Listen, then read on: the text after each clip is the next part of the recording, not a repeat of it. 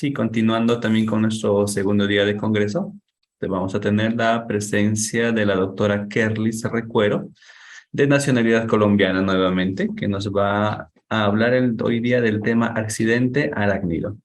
Ya quisiera mencionarles también un resumen o un breve resumen de su currículum de vida. Ella es médico general de la Universidad Metropolitana de Barranquilla en Colombia, residente de tercer año de toxicología clínica, Fundación Universitaria Ciencias de la Salud del 2020 al 2023. Ella ha tenido cursos desarrollados en reanimación cardiopulmonar, soporte vital básico y soporte vital avanzado, curso de salud mental y sustancias psicoactivas para el cumplimiento de la resolución 3100 del 2019. Y también presentación de caso sinovectomía y quelación simultánea en paciente con intoxicación crónica de plomo. Es varios cursos que ha llevado y quisiera, doctora, que nos pueda impartir y compartir también todo lo relacionado al tema de accidentes arácnidos. Lo doy parte a la doctora Patricia para que nos pueda compartir todo el conocimiento que tiene preparado para nosotros. Adelante, doctora. Buenos días, gracias a todos por la invitación. Espero que mi tema sea de gran agrado y gran ayuda para ustedes. Soy la doctora Kerlis Recuero, ya terminando mi último semestre de toxicología clínica del Hospital San José Infantil en Bogotá, Colombia, y tengo el gusto de ser alumna de la doctora Patricia Caro Uribe, que es la que acaba de exponer. Agradezco mucho, entonces, dando inicio a este tema. Si no hay ningún problema, puedo empezar. Bueno, mi tema de hoy es sobre accidente arácnido. Encontramos entonces que gracias a estos casos de aracnidismo involucran diferentes géneros de arañas con diversos grados de peligrosidad y a la vez diversos grados de mecanismos de acción y distribuciones variables alrededor del mundo. Sin embargo, en nuestro medio su incidencia no se conoce claramente debido al subregistro existente y esto obviamente lo padecen prácticamente todos los países del mundo. Los géneros de mayor importancia clínica son la Latrodectus, el Loxoceles, la Foneutria y la Licosa. Y los nombres comunes son la viuda negra, araña coral, araña reclusa o araña parda, araña de las bananeras, araña loba, y dentro de las características más importantes que comparten esta es que son animales artrópodos de diferentes dimensiones y coloraciones que pueden variar en características como, por ejemplo, presencia de vellosidades o no en cuerpo y patas. Estas también se encuentran ampliamente distribuidas y prácticamente en todas las regiones del mundo y presentan hábitos nocturnos, se ocultan en plantas de jardín, siembras de plátano que generalmente también se les conoce por ser muy poco agresivas.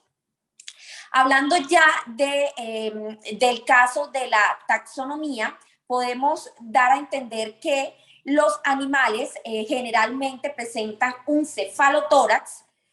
Estos animales presentan generalmente cefalotórax y presentan el cefalotórax, que también es denominado prosoma, que es indiviso totalmente, es decir, que no presentan segmentaciones como sí lo presenta el abdomen, y los opistomas, que sí muestran trazos totalmente segmentados unidos al cefalotórax por un estrecho pedúnculo.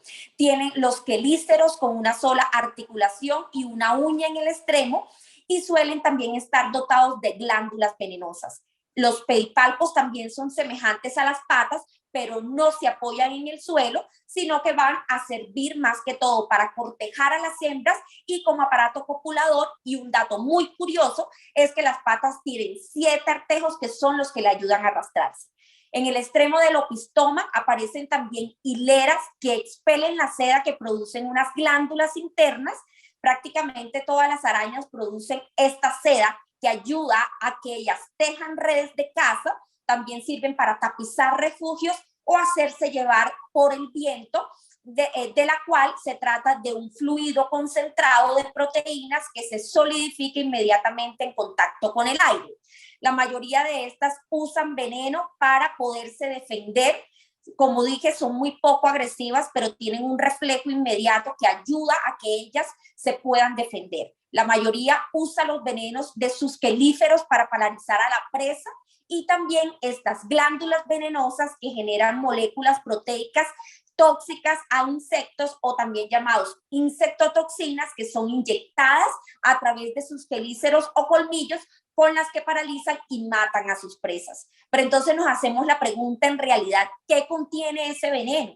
Ese veneno contiene una mezcla compleja de diferentes componentes proteicos, tales como toxinas, enzimas y péptidos, que son los que van a actuar como barrera de defensa contra predadores o ya bien sea para captar sus presas. La Lactrodectus, entonces, encontramos que existen varias especies de este animal o también llamado viuda negra, en la que encontramos Lactrodectus mactans, Lactrodectus geométricos y Lactrodectus halseti. Tiene una ubicación y es que es predominantemente en la zona rural de la costa y sierra peruana, y el hábitat es más que todo terrestre y suele vivir en puntos abrigados y totalmente oscuros. Ya con el mecanismo de acción encontramos que el veneno es totalmente neurotóxico, lo que significa que va a bloquear la transmisión de impulsos nerviosos, paralizando el sistema nervioso central. El veneno de la araña viuda es una combinación de proteínas, péptidos y proteasas biológicamente activas, de las cuales esa toxina que se encuentra en el veneno es más que todo conocido como alfa-latrotoxina, que es el tóxico mucho más reconocido, pero también se encuentran otras como la alfa-latrodectina, alfa-crustotoxina y la latroincetoxina. Esto lo que va a hacer es unirse irreversiblemente a los receptores de proteínas en las neuronas presinápticas y crea canales permeables de calcio dentro de las bicapas lipídicas. Esto lo que va a traer como consecuencia es que este influjo de iones de calcio da como resultado una exocitosis masiva de neurotransmisores que van a incluir más que todo la acetilcolina y también neurotransmisores como dopamina, norepinefrina, epinefrina y glutamato, lo que hace que esta liberación de neurotransmisores se agote totalmente su reserva. Entonces, de aquí y ya conociendo este mecanismo de acción, encontramos entonces las manifestaciones clínicas, dentro de lo que vamos a encontrar en manifestaciones clínicas locales, dentro de los que se describe la placa eritematosa. Principalmente o inicialmente el dolor va a ser muy poquito, pero va a aumentar progresivamente. Se va a encontrar el bulto o el abon de la mordedura, también piloerección, edema y contracciones musculares.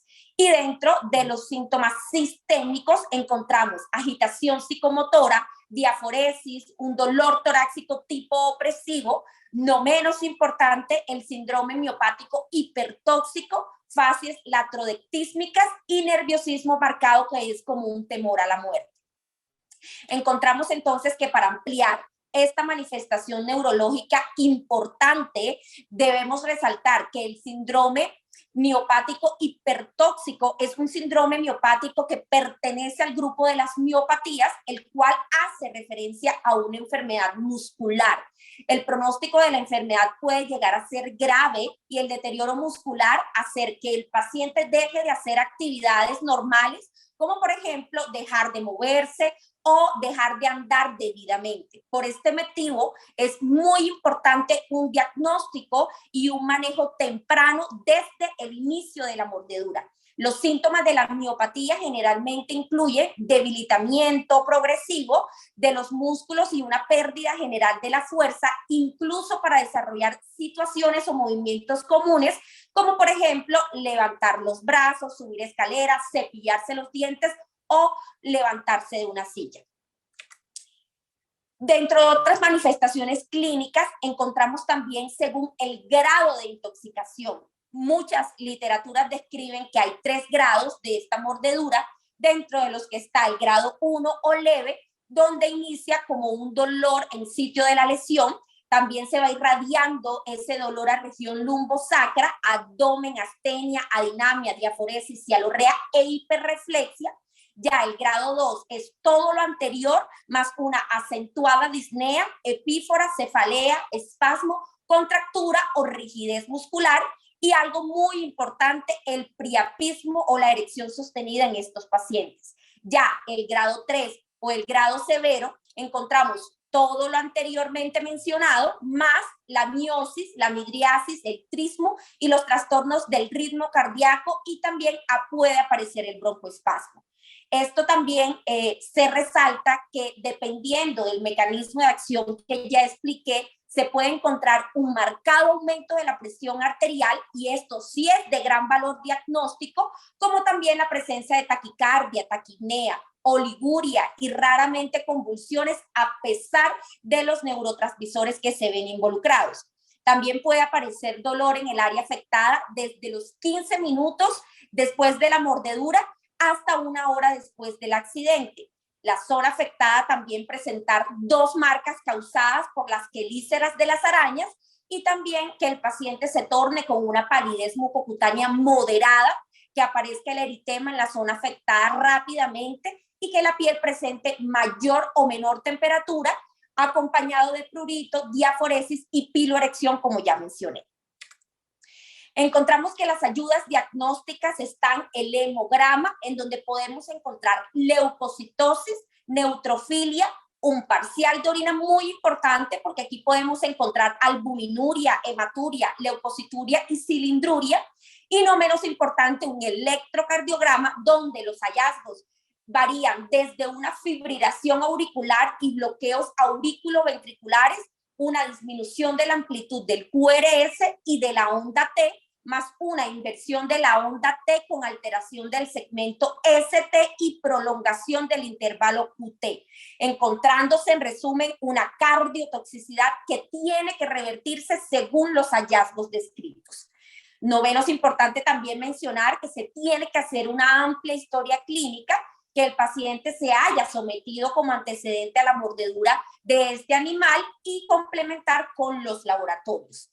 Encontramos también que el tratamiento inicialmente y principalmente tiene que ser el manejo del dolor con opioides, ya que este dolor se puede tornar de moderado a severo, y tener que hacer uso de estos analgésicos de alta potencia.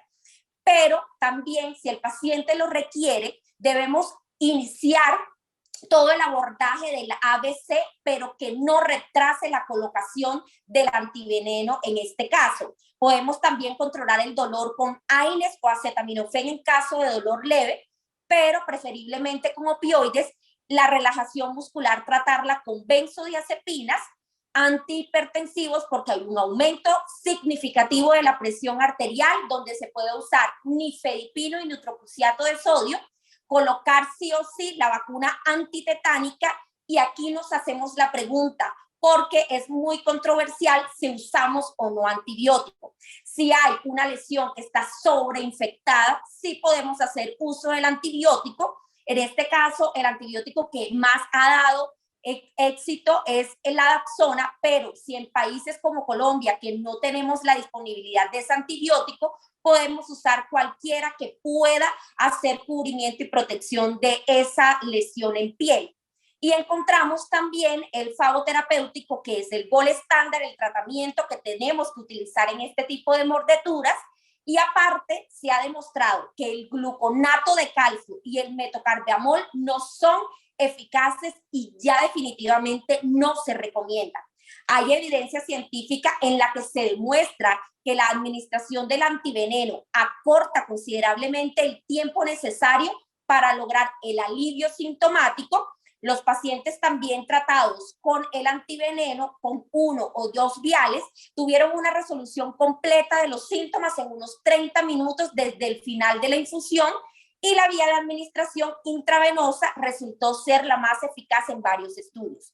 A pesar de la eficacia que se ha demostrado por el momento, la terapia con antiveneno no solo está indicada en casos graves de este tipo de mordeduras, sino también para disminuir el riesgo de la progresión de la enfermedad o de las secuelas que pueda dejar también. Y hay que tener también en cuenta que se puede presentar casos de anafilaxia, especialmente con los anticuerpos derivados del caballo. Encontramos entonces este medicamento, el antiveneno Aracmin Plus, que me encanta también, y podemos decir que está compuesto por fragmentos FAB2 de inmunoglobulina G, específica para los venenos que pueden atrapar y neutralizar el veneno circulante, removiéndolo desde el órgano blanco y eliminándolo del cuerpo. Se debe pasar en 30 minutos en 50 mililitros de solución salina, y el manejo es esencialmente sintomático y de soporte, siendo el pilar principal la analgesia. Eso no se puede olvidar. Ya para pasar al loxocelismo, encontramos que las más importantes que podemos describir son la reclusa, la jardín y la violín. Generalmente tienen un tamaño de 6 a 20 milímetros de largo y de 3 a 4 milímetros de envergadura. Dentro de las especies encontramos el Loxosceles leata, la Loxosceles rufipes y la Loxosceles rufensis. Dentro de estas y de las que más se conocen coloquialmente como la laeta o de rincón, araña violinista y la araña reclusa parda mediterránea, que son como las más conocidas. Encontramos entonces que la composición del veneno tiene componentes claves, que son los que nos van a manifestar toda la parte clínica. Tiene un componente esencial que se llama esfingomielinasa D, que va a activar la cascada de complemento, células polimorfonucleares y plaquetas, y también presenta hialuronidasa, que es la responsable de propagar la lesión. Está asociado también a lesiones nérvicas necróticas que pueden aparecer de 12 a 36 horas después de la mordedura, donde va a ocurrir un eritema inespecífico, un dolor urente, edema y equimosis, que es la placa mormoria que puede aparecer. Alrededor de los 7 días puede aparecer una costra y entre la semana 4 a la 8 ocurre una ulceración. En estadio final puede ocurrir las complicaciones que pueden ir desde la hiperplasia pseudoepitelematosa hasta el pioderma gangrenoso. Es por esto que se deben conocer los componentes claves de estos venenos, como la esfingomielinasa D y la fosfolipasa D, que son los que van a ser los responsables de activar la cascada de complemento, células endoteliales y epiteliales que están implicados en el desarrollo de la necrosis cutánea y la hemólisis que pueden presentar estos pacientes. El resto del veneno va a poseer fosfatasa alcalina y una variedad de proteáceas colagenosas, esterasas, ribonucleasas, que son las responsables de las manifestaciones clínicas también. Entonces, ya sabiendo esto, hay un mecanismo de acción muy importante. Me gustó mucho esta imagen porque aquí se resume el mecanismo de acción que pueden tener esto. La agregación plaquetaria se produce por una alteración de la cascada de coagulación y producir una coagulación intravascular, lo que va a generar presencia de microtrombos, isquemia y a su vez generar una lesión dermonecrótica. Sea cual sea la vía por la que ingrese el veneno o la vía de acción de los principales, de las vías de acción de los principales tratamientos que hay, siempre se va a llegar a una lesión dermonecrótica. Así como también el veneno de Loxosceles tiene una acción sobre los componentes celulares, degradación de la matriz celular, membrana basal y propagación de la lesión, llevando también a una lesión dermonecrótica, y la liberación de citoquinas también pueden producir por las células una reacción inflamatoria e inmune, activación del sistema del complemento en el que se va a liberar en cantidades alarmantes neutrófilos, los cuales van a producir un daño membranal, y por último que los eritrocitos entren en hemólisis y a su vez produzcan una insuficiencia renal, nefrotoxicidad que también genere complicaciones en este paciente y que por último esa lesión dermonecrótica se complique.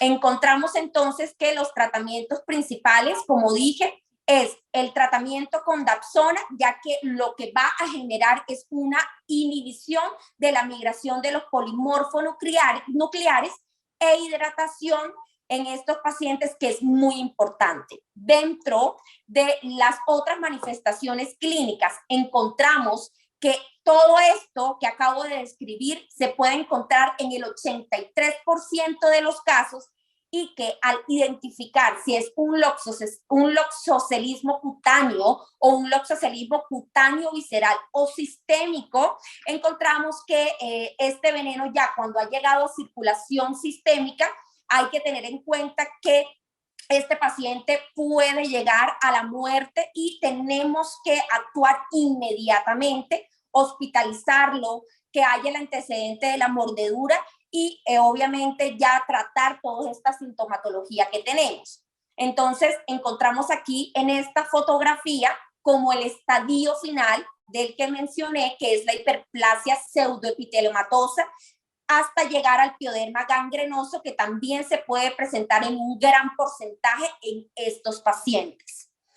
Las ayudas diagnósticas van a estar dadas por hemograma parcial de orina, en el que podemos encontrar hemoglobinuria, hematuria, cilindros hemáticos, electrocardiograma, porque también puede resultar cardiotóxico, gases arteriales, tiempos de coagulación prolongados, tomar fibrinógeno, CPK, que en la mayoría de los casos está aumentada, creatinina, BUN y transaminasas también aumentadas. Encontramos entonces que el tratamiento está dividido en dos partes: medidas de soporte que no pueden retrasar el manejo específico. Entonces, iniciamos con las medidas de soporte. Encontramos que el paciente debe estar en reposo con elevación de la zona afectada, manejo conservador de la herida, hielo local, analgesia, antibiótico-terapia si se requiere, antihistamínicos y profilaxis antitetánica según la indicación. Encontramos también que ya en el manejo específico va a encontrarse en el escenario 1 un loxocelismo cutáneo no complicado, dentro de lo que podemos hacer medidas de soporte, colocar corticoides tópicos perilesionales y controlar en 48 horas otra vez los exámenes. Ya en el escenario 2, cuando se presente un loxocelismo cutáneo complicado, se hace todo lo anterior y se coloca corticoides, tanto tópicos como sistémicos, con dosis de 0.5 a 1 miligramo kilogramo día por 7 días, y tetraciclinas o dapsona o también colchicina para el manejo de toda esta parte inflamatoria y también de la infección. En el escenario 3 encontramos un loxocelismo cutáneo visceral. Podemos hacer todo lo anterior, corticoides tópicos también, y una evaluación precoz por hematología para ahí sí tratar específicamente el manejo de la hemólisis. Cabe resaltar que como se forma en la piel una placa lipoide estable, se requiere sí o sí que este paciente sea visto por cirugía plástica para poder tratar esta herida. Encontramos también que el tratamiento, según las guías colombianas y comparándolas también con las guías de otros países, encontramos que hay también dos tipos de tratamiento. Uno inespecífico, que se trata con corticoides, prednisona más que todo, a 1 miligramo por kilogramo día, y en niños, y en adultos de 40 a 60 miligramos día. Encontramos que la dapsona, si se tiene, se va a colocar en dosis de 100 miligramos día en adultos y en niños de 1.4 miligramos kilogramo día. Analgesias según la necesidad. Recuerden que podemos usar AINES, podemos usar paracetamol, podemos usar también opioides, pero si ya hay una preexistencia de una lesión renal, tener cuidado con el AINES. El tratamiento específico, colocar 5 ampollas de suero específico o 1 o 2 ampollas de Reclusmil del Instituto Bioclon de México, o el suero antiaramídico, que también puede tratar mordeduras de loxocelismo, foneutra, o también si tenemos el antídoto del Instituto Butantan de Brasil, que también nos podría servir. Ya la parte del tratamiento del cutáneo visceral, encontramos que la parte o el tratamiento inespecífico va a estar dado por corticoide, hidratación parenteral, diuréticos, corrección de alteraciones hidroelectrolíticas Y también se sugiere el uso de la cámara hiperbárica para mejorar la vascularización del área lesionada si se tiene, porque no en todas las ciudades o los países requieren de la cámara hiperbárica. Y con el tratamiento específico encontramos que podemos usar 10 ampollas de suero específico o 4 ampollas del Reclusmin del Instituto Bioclon de México. Ya para pasar a otra especie, que es la Foneutria, tiene una ubicación muy importante, ya que se encuentra también en Perú, importante, Brasil, Venezuela, norte de Argentina y Colombia. Es muy veloz, comparte una velocidad de aproximadamente 40 kilogramos por hora y es la intoxicación o el envenenamiento de mayor estudio por las características neurotóxicas de su veneno.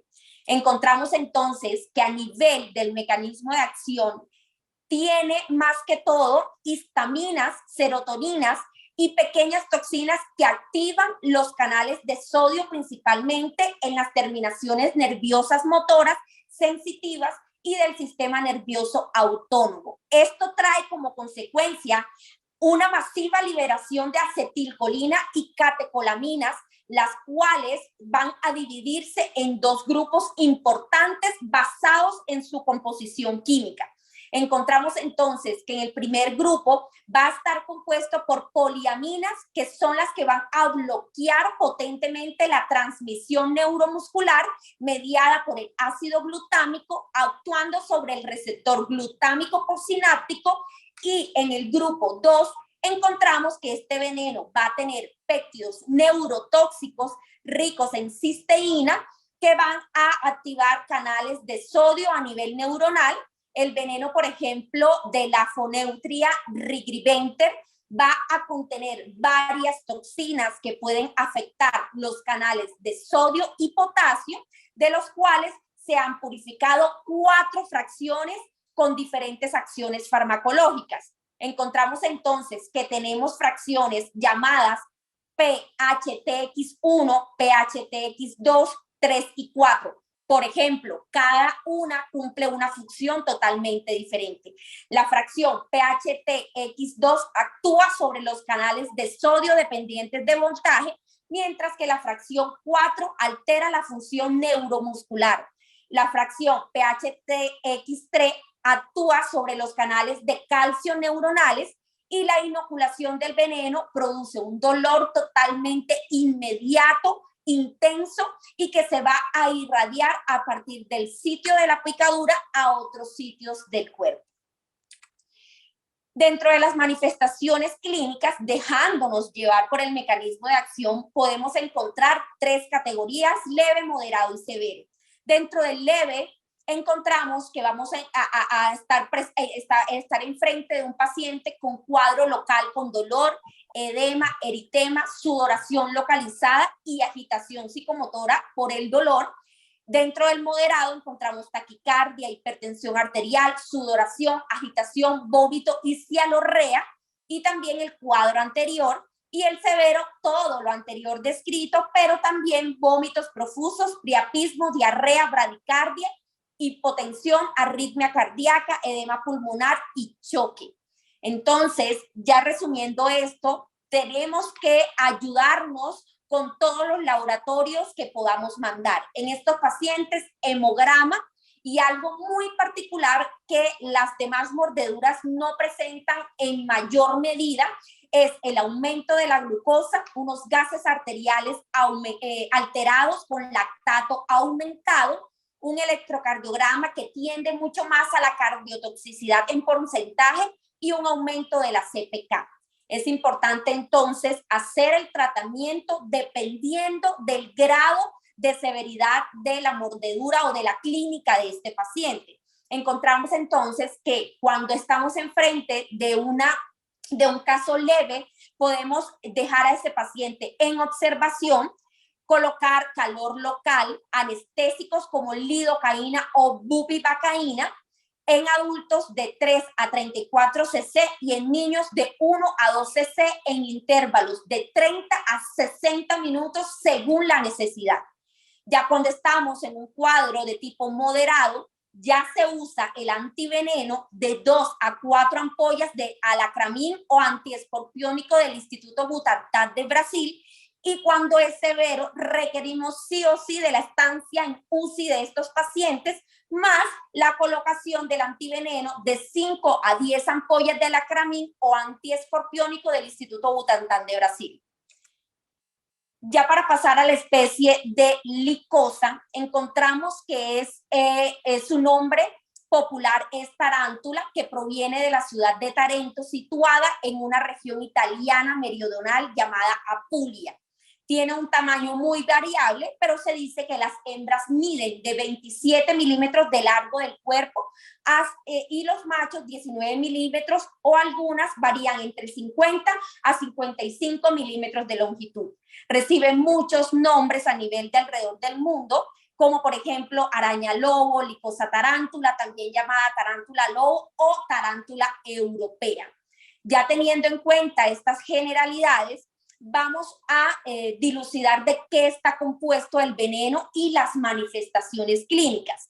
Esta sí ya se sugiere que estos pacientes tienen manifestaciones clínicas un poco más leves, porque la composición del veneno o la fisiopatología es en realidad la soltura de los pelos, que va a generar urticaria, ya que tienen quitina, lipoproteínas y mucopolisacáridos que se reconocen como cuerpos extraños y hacen que se desencadene una respuesta humoral y de hipersensibilidad mediados por inmunoglobulina E. Entonces, estos pacientes van a experimentar prurito, eritema, también alguna contracción muscular pero leve, edema y otros signos inflamatorios. Ya el tratamiento va a estar dado por irrigación de solución salina al 0.9% en el área afectada, retiro de las vellosidades, que es lo que está causando la clínica del paciente, colocar compresas frías y analgésicos si es necesario, y dentro de los medicamentos que se mencionan está la hidrocortisona con 5 miligramos kilogramo día, dividido en 4 dosis, difenidramina 5 miligramos kilogramo día, dividido en 3 dosis, y desametasona 4 miligramos cada 6 horas. Entonces, es un tratamiento más que todo como una alergia que se le tiene que hacer a estos pacientes, y no se ha documentado muertes por este tipo de mordedura. Ya pasando a la licosa, que es muy parecida a la que nombré anteriormente, encontramos también que hay una cantidad de este tipo de animales, pero que contienen más que todo una toxina llamada Protex 2, que es el veneno de la tarántula de terciopelo verde peruana, que podría utilizarse como un potente analgésico contra el dolor crónico y neuropático. Ahora, cabe resaltar, esto no es para nada nuevo, pero la araña tarántula podría contener un potente analgésico, según aseguran un trabajo científico que hubo hace poco en la Universidad Australiana de Queensland, la cual se dilucidó que la clave está en cómo las moléculas actúan para reducir el dolor, y dentro de esas propiedades existe una potente toxina que incluye selectividad para inhibir el receptor que genera la sensación del dolor. La forma en la que Protex 2 inhibe la sensación del dolor ha sido descubierta gracias al análisis de esta toxina mediante espectroscopia de resonancia magnética nuclear y su papel en la inhibición del dolor. Las simulaciones moleculares con la toxina de tarántula revelaron que las membranas celulares van a desempeñar un papel muy importante para permitir que esta partícula que se describió inhiba el receptor del dolor. Entonces, como dato curioso, eso, y encontramos que esta araña también es llamada polla o polera, son de gran tamaño, dóciles, poco venenosas, presentan coloración café con manchas en las patas, pero las hembras tienen un color totalmente homogéneo. Su cuerpo está recubierto por diferentes tipos de pelo, son depredadoras y viven en grietas, cuevas o cerca del suelo. Encontramos entonces que el mecanismo de acción o la composición del veneno es igual al anterior, mediado por una respuesta de inmunoglobulina E, y que el tratamiento también está en hospitalizar y monitorizar a este paciente durante 24 horas, suspender vía oral si es necesario, tomar oximetría y monitoreo cardíaco, incluyendo un electrocardiograma, evaluación neurológica estricta, profilaxis con antitetánica, tomar paraclínicos y si requiere el paciente una intubación orotraqueal en la que también podemos hacer uso del medicamento como la atropina en caso de tener un paciente con bradicardia sintomática. Ya para finalizar, indico las dosis de la atropina en adultos con 0.5 a 1 miligramo y en niños de 0.02 miligramos por kilogramo de peso, pero recuerden, solo en caso de bradicardia sintomática. Por último, les muestro una actividad. Este es el grupo completo de toxicología clínica del Hospital San José Infantil de Bogotá, Colombia. Una actividad que tuvimos y la grata actividad que tuvimos de estar frente a frente con las arañas, tanto venenosas y no venenosas. Y aquí estoy yo en la parte izquierda de sus pantallas con una tarántula sobre mi cabeza en la que pudimos tener contacto directo y también ver escorpiones. Lo que necesiten a la orden y estoy pendiente a sus preguntas. Muchas gracias. Doctora, muchísimas gracias por lo que nos ha ido compartiendo respecto a las identificaciones de los arácnidos. Quisiera consultar a los concurrentes, a los participantes, si tuviesen alguna consulta o alguna duda o algo que puedan aportar, tal vez, ¿no? Acá por los comentarios o también pues, levantando la mano acá por el aplicativo del Zoom. A ver, esperamos sus consultas, queridos participantes. Gracias. Por parte de Mariela tenemos una consulta que dice, y la saluda también, buenos días. ¿Hasta cuántos días después de la mordedura es útil aplicar el suero antiloxoceles? Bueno, es importante colocarlo en las primeras de 3 a 6 horas. Ya después no sugiero la colocación de este porque ya todo el mecanismo de acción del veneno ha pasado como tal, pero si se tiene sintomatología, hacer el tratamiento y las medidas de soporte según lo que encontremos. Obviamente, si está el antecedente y el paciente tiene deterioro clínico, tiene depresión respiratoria, tiene también la depresión respiratoria y depresión o alteración neurológica, hacer las medidas del ABC, intubar al paciente, pero ya sería un poco más de soporte según la literatura y la experiencia, porque hemos tenido casos así, ya en la colocación del antídoto, después de esa ventana, de ese periodo de ventana, no trae consigo mucho cambio en estos pacientes.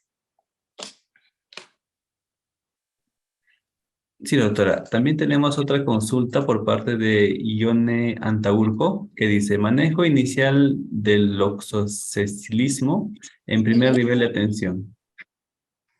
Bueno, en primer nivel siempre carecemos de no tener el antiveneno como tal, que es el gol estándar, pero como dije, si tenemos a la mano de pronto las medidas de soporte, hacerlas, y en mayor medida remitir a este paciente a un hospital de mucho más nivel donde sí se tenga el antiveneno. Sí se puede recuperar a un paciente haciendo las medidas iniciales, las medidas de soporte, pero el medicamento se va a tardar en eliminarse, que eso es principalmente la función del antiveneno, en el caso tal si no lo tenemos en ese primer nivel, y podríamos hacer uso de la remisión, importante eso, para poder salvaguardar la vida de ese paciente. Si no, se vuelve solo medidas de soporte porque no tendríamos a la mano el tratamiento que es el gol estándar.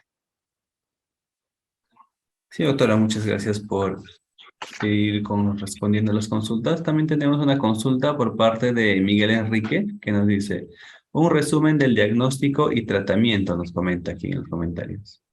Bueno, el resumen del diagnóstico y tratamiento de las 3 primeras especies que nombré, que es la foneutria, el loxocelismo y también la Lactrodectus, está dado por, más que todo, las medidas, tomar primero laboratorios, que el paciente tenga el antecedente de la mordedura, como dije, y tomar laboratorios como hemograma, uroanálisis, CPK, electrocardiograma, que serían los 4 más importantes, incluyendo también gases arteriales en la que tengamos el resultado del lactato, y con eso ir manejando al paciente con medidas de soporte. Y recordar que depende de la severidad de la clínica de ese paciente, vamos a estar usando de 2 a 4 ampollas en casos moderados de alacramín y de 5 a 10 ampollas en casos severos para usar alacramín en estos pacientes. Hay que categorizar, individualizar al paciente definitivamente, pero más que todo son los mismos laboratorios para todo, las mismas medidas de soporte, hidratar bastante al paciente, y si tenemos a la mano el suero o el antiveneno, usar dependiendo de la severidad. Como dije, el leve solo se observa, el moderado sí se coloca de 2 a 4 ampollas, y ya el severo de 5 a 10 ampollas de este antiveneno. Sí, doctora, muy explícita lo que nos comenta usted. Y también tenemos una última consulta por parte de uno de los participantes que dice, ¿qué tiempo después de la mordedura tenemos que tener en observación o seguimiento del paciente? Nosotros preferimos acá en Colombia dejar en observación al paciente por 24 horas. Si ya no genera ninguna manifestación clínica, quedamos tranquilos de que ya no va a empeorar después de ese tiempo, y podríamos darle salida con una valoración por consulta externa para hacer un seguimiento de este paciente, a ver si de pronto ha tenido alguna secuela. Pero si el paciente está muy grave, obviamente resolver primero, y ahí sí ya los días se individualizan en cada paciente. Acá en Bogotá hemos tenido pacientes que han durado hasta 15 días porque han estado en UCI con hospitalización prolongada debido a la parálisis muscular que esto puede generar, en la que tenemos que asegurarnos que por lo menos en las primeras 96 horas este paciente no nos va a hacer un síndrome compartimental en la que tengamos más adelante secuelas y obviamente una implicación legal importante. Entonces sí es necesario individualizar al paciente, pero por lo menos 24 horas de observación. Sí, doctora, tenemos una consulta más que nos dice Western Flores. Nos dice, si el paciente no reconozca ni describa las características de la especie, ¿hay alguna forma para administrar los antivenenos? No, como se tiene más que todo uno universalmente aquí en Colombia hablando, yo creo que ustedes también tienen eso porque leí mucha literatura de Perú también para poder que mi charla fuera también de gran ayuda para ustedes. Si se tiene la mordedura, las características también, porque los quelíceros que ellos también inoculan y las manifestaciones clínicas se tienen de este paciente, más los laboratorios, se puede usar el alacramín sin ningún problema, y mucho más si es en niños. En niños siempre es bueno, así sea leve, moderado o severo, usar el antiveneno para poder contrarrestar la clínica, y más si no tenemos el nombre de la especie. Entonces, para que no tengamos una complicación mayor, si identificamos las características físicas de la lesión y los laboratorios nos muestran que definitivamente si hay alguna alteración, colocar el antiveneno. Doctora, ¿me escucha? Sí, ahora sí. Bien. Por parte de Rubia hay otra consulta que nos dice, ¿en qué tiempo se dan las complicaciones y cuál es la complicación más frecuente? Bueno, dentro de las primeras, a partir de los primeros 30 minutos ya se puede encontrar manifestaciones clínicas. El paciente es mordido y ya a los 30 minutos presenta alguna manifestación clínica, ya sea a nivel local o a nivel sistémico, y he visto también manifestaciones clínicas hasta las 24 a 48 horas, es decir, estamos enfrente de una intoxicación o una mordedura que puede llegar a ser tardía, presentar manifestaciones clínicas tardías. Entonces, desde ahí parto en ese lapso de tiempo que se pueden presentar las complicaciones, y también la más común es la sobreinfección de la mordedura. Es la que más he identificado. Esa sobreinfección, ya los signos inflamatorios, el llamado también que se requiere para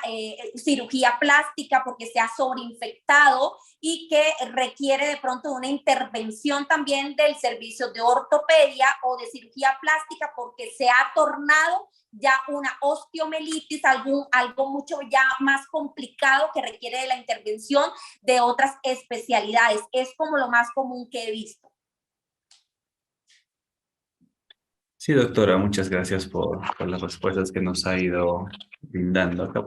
Por parte de Miguel, también nos comenta o nos consulta, aparte de Alactamin, siempre en primer nivel no cuenta que sea, perdón, la administración o medicamento se puede dar hasta referir, perdón, no le, a ver si lo entiendo. Aparte de Alactamin, si en primer nivel no cuenta, ¿qué administración o medicamento se puede brindar hasta referir? Bueno, los medicamentos sirven los corticoides tópicos y también por vía intravenosa. Colocarle al paciente difenhidramina, que como antihistamínico es el de mayor elección, si se requiere, ojalá IV, y si no, intramuscular, 50 miligramos de esta ampolla sería perfecto para poder dar chance a la remisión de este paciente. Entonces, como que mantener esos síntomas bien bajitos, como por ejemplo el dolor, que también es lo más importante, el pilar de todo de estos accidentes arácnidos es mantener o bajar el dolor, porque obviamente de 1 a 10 es un 10 y se prefiere, como dije, AINES, paracetamol u opioides si ya es un dolor severo, y remitir después al paciente. Serían 3 estos pilares: la analgesia, los corticoides tópicos e intravenosos y el antihistamínico.